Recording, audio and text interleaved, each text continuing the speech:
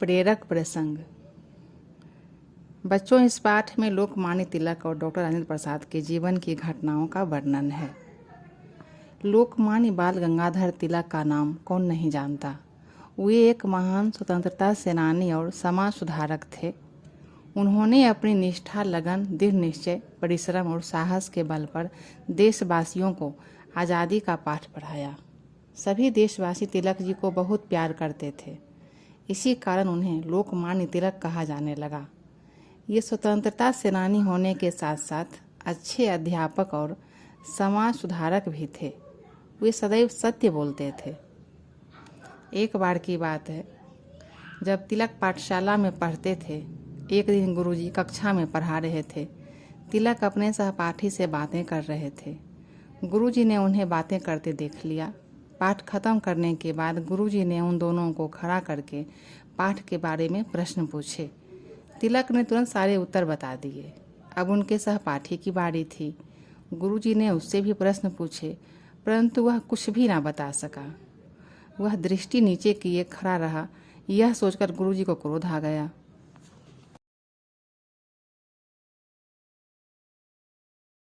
ये बोले, यदि तुम कक्षा में बातें करोगे तो पाठ कैसे याद होगा। फिर उन्होंने उसे कक्षा में खड़ा रहने की सजा दी। सहपाठी को दंड मिलता देखकर तिलक से ना रहा गया। वे तुरंत खड़े होकर बोले, गुरुजी, मैं भी बातें कर रहा था। गुरुजी ने हैरान होकर पूछा, फिर तुमने सभी प्रश्नों के सही उत्तर कैसे दे दिए। तिलक बोले, गुरुजी, मुझे केवल एक बार सुनकर ही सारा पाठ याद हो जाता है।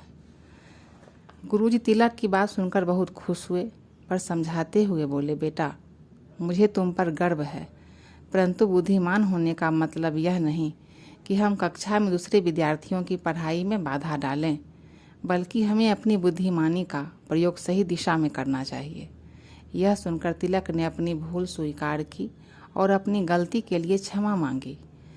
तिलक ने ही देशवासियों को नारा दिया था, स्वराज मेरा जन्मसिद्ध अधिकार है और मैं इसे लेकर रहूँगा। महात्मा गांधी इनके विचारों से बेहद प्रभावित थे। इनका त्याग और बलिदान सदैव देशभक्तों को प्रेरणा देता रहेगा। डॉक्टर राजेंद्र प्रसाद स्वतंत्र भारत के प्रथम राष्ट्रपति थे। उनका जन्म 3 दिसंबर 1884 को जीरादेई, बिहार में हुआ। वे अत्यंत सरल हृदय तथा विनम्र स्वभाव के थे। उनके विचार, व्यवहार तथा वेशभूषा में भारतीयता के दर्शन होते थे। जो भी उनसे एक बार मिल लेता, उनके व्यक्तित्व की छाप उसका मन मोह लेती थी। एक दिन डॉक्टर राजेंद्र प्रसाद अपने कमरे में बैठे कुछ काम कर रहे थे।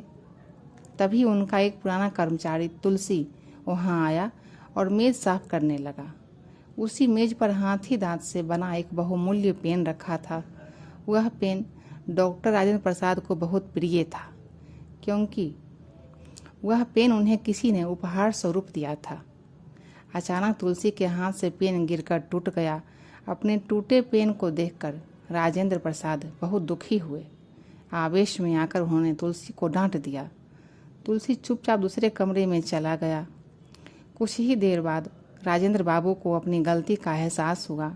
उन्होंने तुलसी को बुलाया और प्यार से पूछा, तुलसी काका, मैंने क्रोध में आकर आपको बहुत कठोर शब्द कहे हैं, क्या आप मुझे क्षमा करेंगे।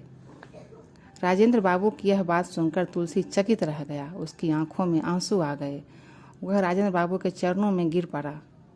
देखो बच्चों, देश के सर्वोच्च पद पर होने के बावजूद भी राजेंद्र प्रसाद में लेश मात्र भी घमंड न था। वे सभी से बहुत प्रेम करते थे। सरलता और सजनता ही उनका सबसे बड़ा धन था। आज डॉक्टर राजेंद्र प्रसाद हम सबके बीच नहीं हैं, परंतु वे हमें सिखा गए हैं कि हम चाहे कितने भी ऊंचे पद पर पहुंच जाएं, घमंड नहीं करना चाहिए।